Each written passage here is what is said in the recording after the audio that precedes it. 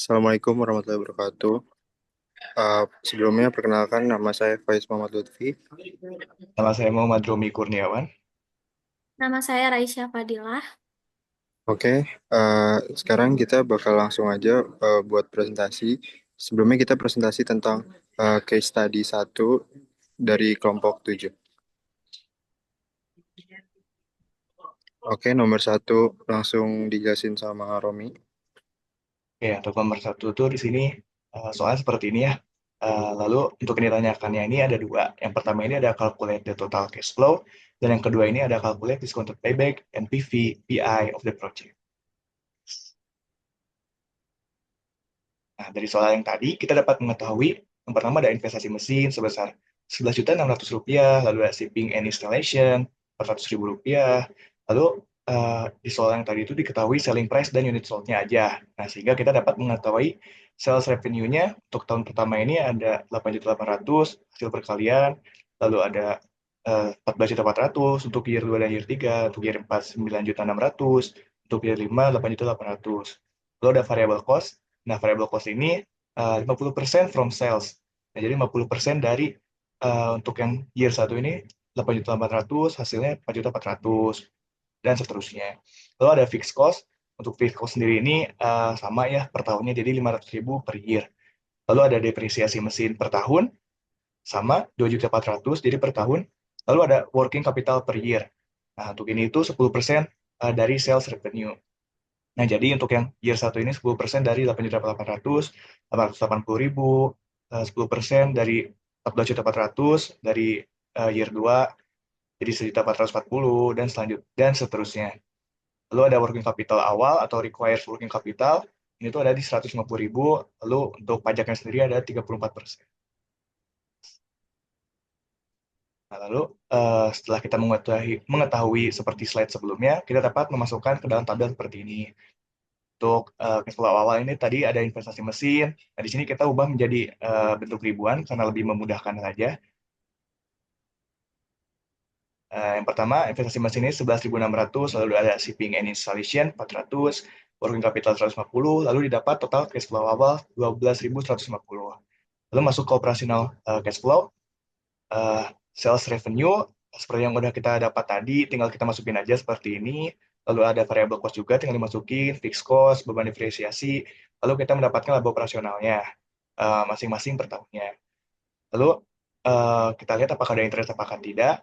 Karena di soal ini tidak ada interestnya, maka kita anggap aja nol, lalu masuk ke EBT atau earn before tax.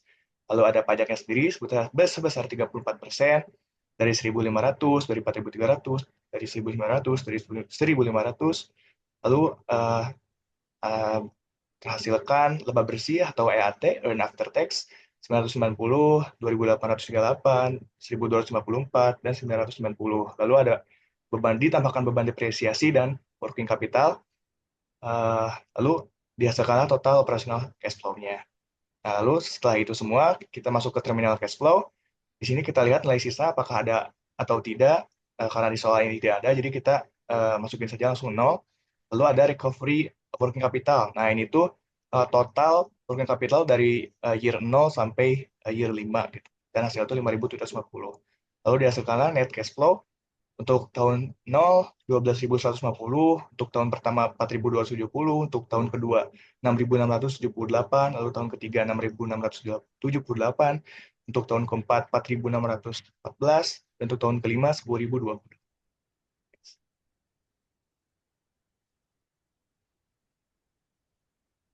Lalu di sini kita akan menghitung discounted payback, NPV, dan PI.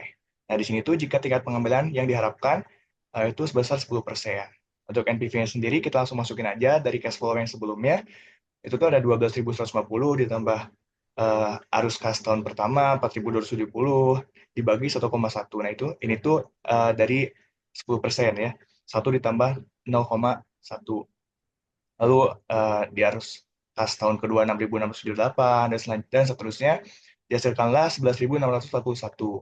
Nah, karena NPV-nya ini positif, maka perusahaan layak untuk melanjutkan proyek investasi tersebut. Lalu di sini juga ada perhitungan PV. PV ini tuh tinggal dijumlahkan, lalu ada perhitungan PI. Untuk PI-nya sendiri ini 1,96. dan terakhir ini ada discounted payback. Nah, untuk ini tuh modal awal 12.150, lalu untuk yang tahun pertama 3.881, untuk tahun kedua 5.519 ditambah dengan tahun pertama 9.400,8. Nah, itu masih kurang. Lalu ditambahkan lagi dengan yang year 3 5.017,2, hasilnya 14.418. Nah, ini tuh lebih. Jadi tingkat pengembangan investasi atau modal ini akan tercapai dalam 2 sampai 3 tahun. Dan mungkin untuk lebih spesifiknya lagi, karena ini 2 sampai 3 tahun, jadi 2 ditambah 12.150 ini modal dikurangi dengan nilai arus kas kumulatif 9.400,8 dibagi dengan uh, arus kas diskonto 10% dari tahun yang setelahnya gitu, atau tidak tahun ketiga, karena ini kan pakai yang tahun kedua. Jadi untuk lebih spesifiknya lagi 2,5 tahun. Oke, sekarang soal nomor 2. Nah, ini adalah soalnya, yaitu ada eh, pertama itu yang ditanya calculate EBIT, BP, kemudian DOL, DFL, DCL. Kemudian nomor 2 itu jika sales meningkat sebanyak 10%, berapa banyak persen yang meningkat pada EBIT? Lanjut. Oke, ini yang pertama itu EBIT yang sama dengan itu, quantity itu, eh, so, rumusnya quantity sama dengan P min V kali F. Yang kita tahu itu kuantitinya itu di sini 5.500, kemudian eh, price-nya itu sebanyak 400 dikurang variable cost sebanyak 230, kemudian dikali itu fixed cost sebanyak 50.000 dan hasilnya itu 885.000.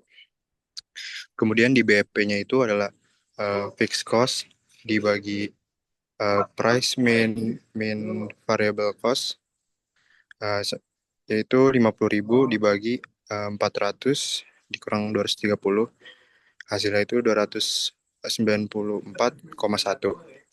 Kemudian itu yang ditanya itu DOL, rumusnya itu quantity eh, price dikurangin variable cost kemudian dibagi EBIT.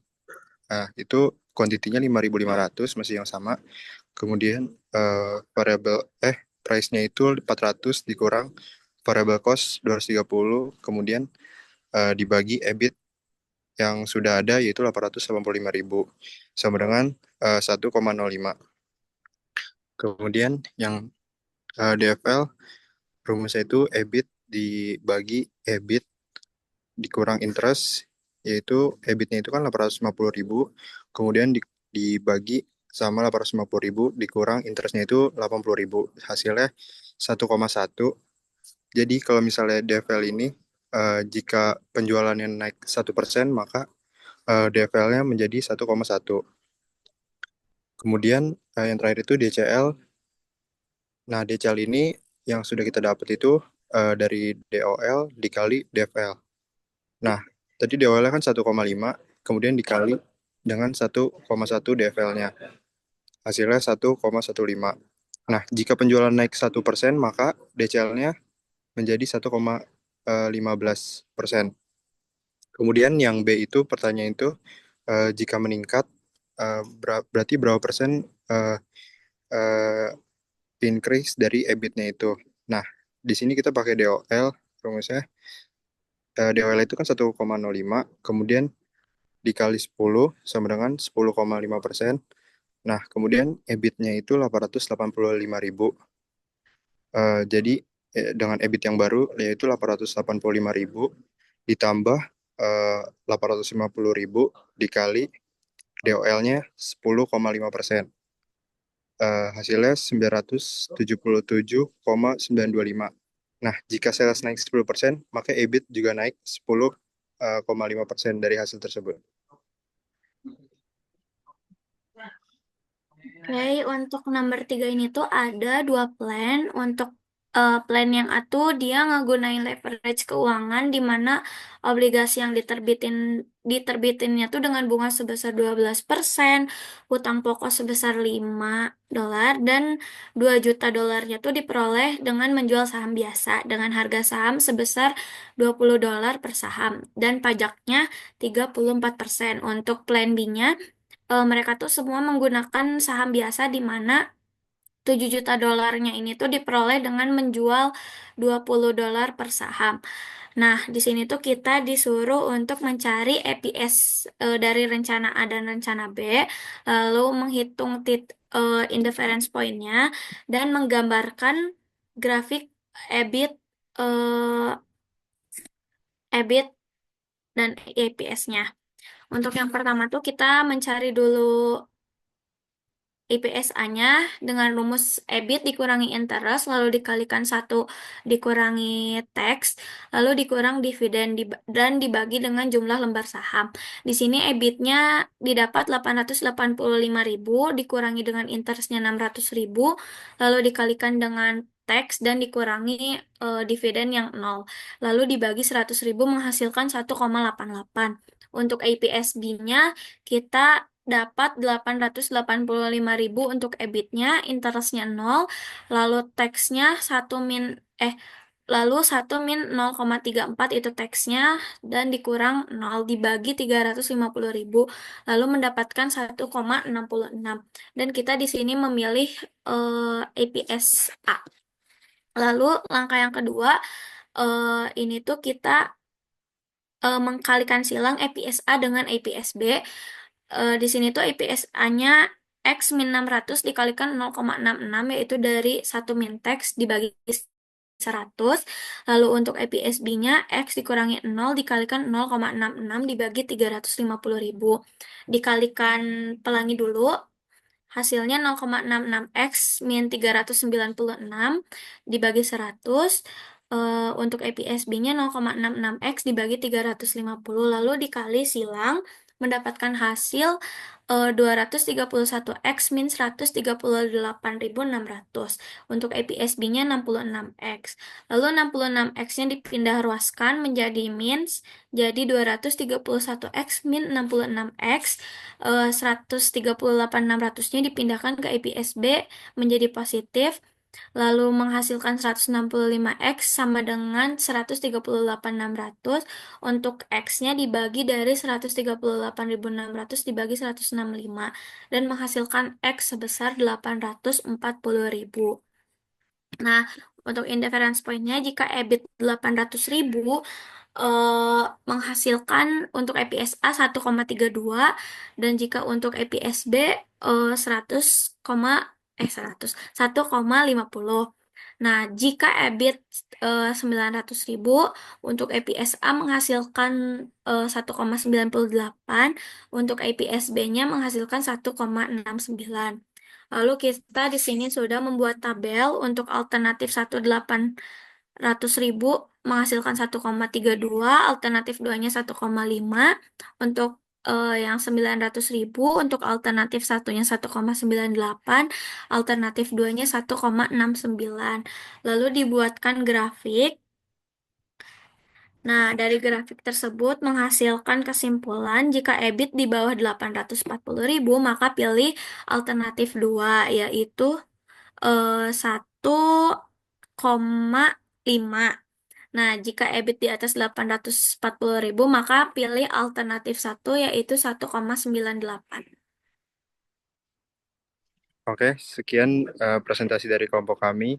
Mohon maaf bila ada salah kata. Wassalamualaikum warahmatullahi wabarakatuh.